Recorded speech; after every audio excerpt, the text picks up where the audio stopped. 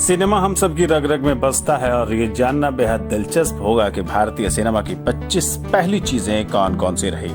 जैसा हम सब जानते हैं, भारत में पहली रिलीज फीचर फिल्म थी राजा हरिश्चंद्र, जो 1913 में रिलीज हुई थी।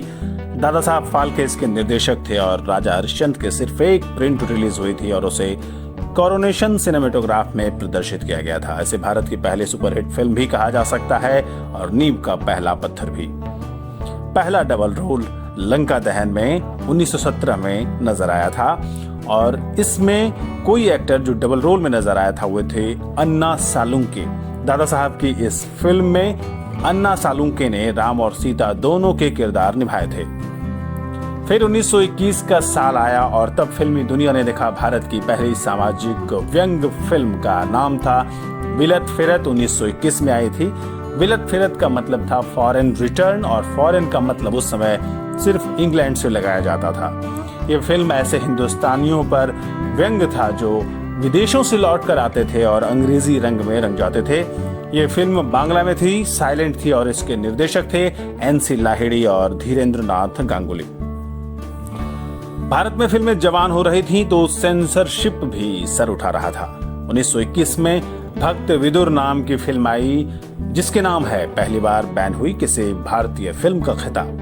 कांजी भाई राठौड़ के निर्देशन में यह फिल्म रॉलेट एक्ट पर चल रहे विरोध के दौर में रिलीज हुई थी और अफसरों को लगा कि फिल्म में महात्मा विदुर जैसा जो किरदार दिख रहा है, महाभारत का विदुर जैसा किरदार, वो उस दौर के गांधी से मिलता जुलता है। नतीजा ये हुआ कि फिल्म कराची और मद्रास में बैन हो गई।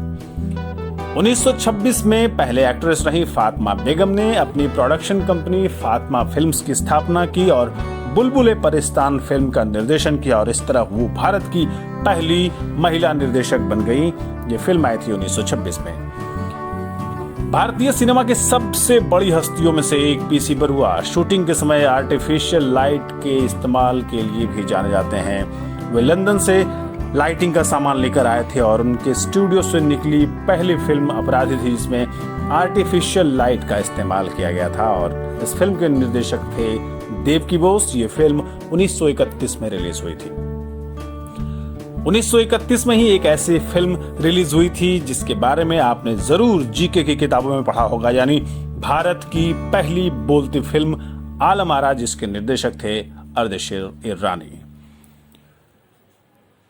उसी समय 1933 में एक मलयालम भाषा की दूसरी फिल्म आई जिसका नाम था मार्तंड वर्मा और ये दर्शकों को गुदगुदा गई और इस सीन पर कई लोगों ने निगाहें भी टेढ़ी की जब फिल्म में हीरो हीरोइन एक दूसरे को किस करते नजर आए।